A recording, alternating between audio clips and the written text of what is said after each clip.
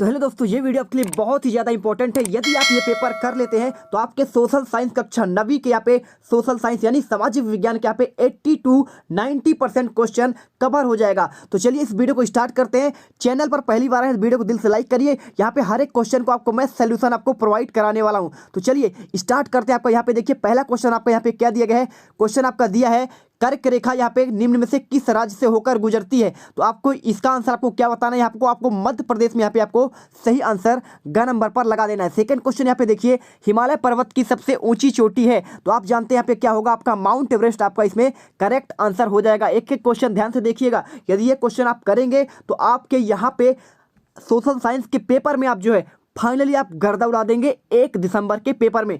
इसके बाद देखिए थर्ड क्वेश्चन यहाँ पे लिखा है प्राथमिक क्रियाकलापों में निम्न में से क्या शामिल नहीं है। आंसर आपको यहाँ पे घ नंबर करना है। संचार आपका इसमें सही आंसर होगा। ठीक है, यहाँ पे देखिए आपका चौथा क्वेश्चन क्या लिखा है, भारत का संविधान किस तिथि पर लागू हुआ। आंसर आपको 26 जनवरी आपका 1950 करना है। ठीक है, इसके बाद देखिए आपका नेक्स्ट क्वेश्चन यहाँ पे अगला है वाटरलू में नेपोलियन की हार किस सन में हुई थी। आंसर आपको यहाँ पे आपको करना पड़ेगा, क्या करना पड़ेगा आपको, मैं हर एक क्वेश्चन का आंसर आपको प्रोवाइड कराऊंगा। ठीक है, 1815 जो क्वेश्चन आपको बताया जा रहा है बिल्कुल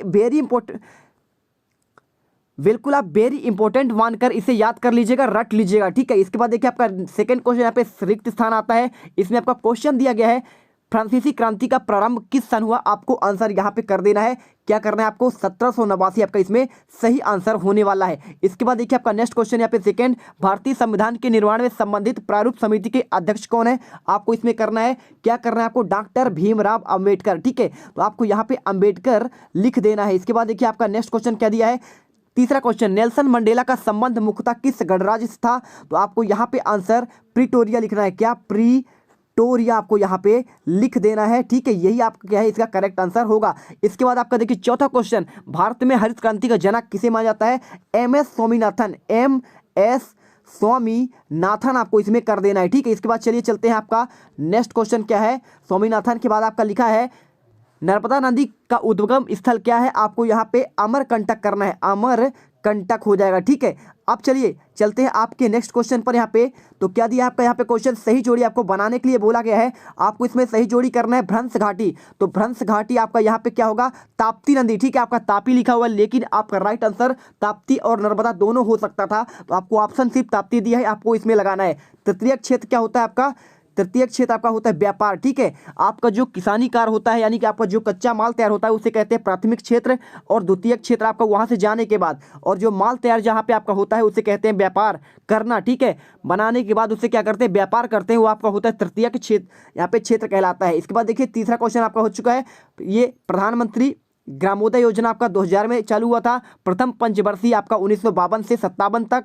और पहला विश्व युद्ध का आपका प्रारंभ कब हुआ था, 1914 में। ये क्वेश्चन बहुत ही ज़्यादा इंपॉर्टेंट है। यदि आप मेरे पास रियल पेपर आता है तो मैं उसको भी आपको जल्दी से प्रोवाइड कराऊंगा। ठीक है, यहाँ पे आपको इन क्वेश्चन को पढ़ना है क्योंकि यहाँ से बहुत सारे क्वेश्चन आपके पेपर में आने वाले हैं और आपके पेपर के लिए बहुत हेल्पफुल होने वाला है, इसलिए आपके लिए वीडियो बनाया जा रहा है। ठीक है, इसके बाद देखिए आपका नेक्स्ट क्वेश्चन यहाँ पे क्या बताया गया है, निम्नलिखित में से प्रश्नों के उत्तर एक शब्द या एक वाक्य में आपको देना है। तो यहाँ पे पहला क्वेश्चन, भारत का एकमात्र सक्रिय ज्वालामुखी किस द्वीप पर स्थित है। आंसर आपको यहाँ पे बैरन द्वीप लिख देना है। ठीक है, बैरन आपको यहाँ पे द्वीप कर देना है, द्वीप लिखते बन जाएगा आपसे, ये द्वीप हो गया। इसके बाद देखिए आपका नेक्स्ट क्वेश्चन सेकेंड, भारत ग्रामीण क्षेत्रों में मुख्यतः कौन सी बेरोजगारी होती है।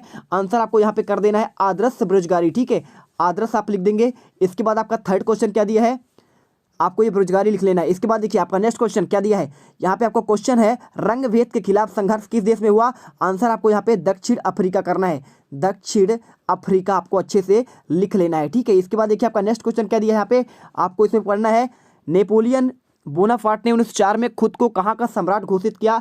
आंसर आपको यहाँ पे फ्रांस कर देना है। ठीक है, इसके बाद देखिए आपका नेक्स्ट क्वेश्चन यहाँ पे क्या लिखा है, राष्ट्रीय मतदाता दिवस किस तिथि को मनाया जाता है। आपको ये बताना है। तो आपका इसका सही आंसर हो जाएगा 25 जनवरी आपका इसका राइट आंसर होगा। इसके बाद देखिए आपका नेक्स्ट क्वेश्चन यहाँ पे आता है, क्या आता है आपका यहाँ पे, आपको यहाँ पे 5 से लेकर 9 तक के आपके लघुत्तरी क्वेश्चन आते हैं 2-2 नंबर के। तो ये सारे क्वेश्चन देख लीजिएगा। यहाँ पे आपको पूछा गया है दास प्रथा क्या है, बासील के पतन से आप क्या समझते हैं। चलिए इनका सभी का आंसर आपको दिखा देते हैं। फिलो ट्यूटर ऐप ये टीचर के लिए भारत का एक बहुत ही सुविधाजनक ऐप है, जिसके जरिए आप महीने का 20,000 तक कमा सकते हैं, और वो भी दिन में सिर्फ 4 घंटे खर्च करके। इस ऐप की सबसे अच्छी खासियत यह है कि आप स्टूडेंट को कहीं से भी और किसी भी समय पढ़ा सकते हैं अपने शेड्यूल के अकॉर्डिंग। अगर आप 1 या 2 टॉपिक्स में बहुत अच्छे हैं तो आप फिलो ज्वाइन कर सकते हैं और स्टूडेंट को पढ़ा सकते हैं।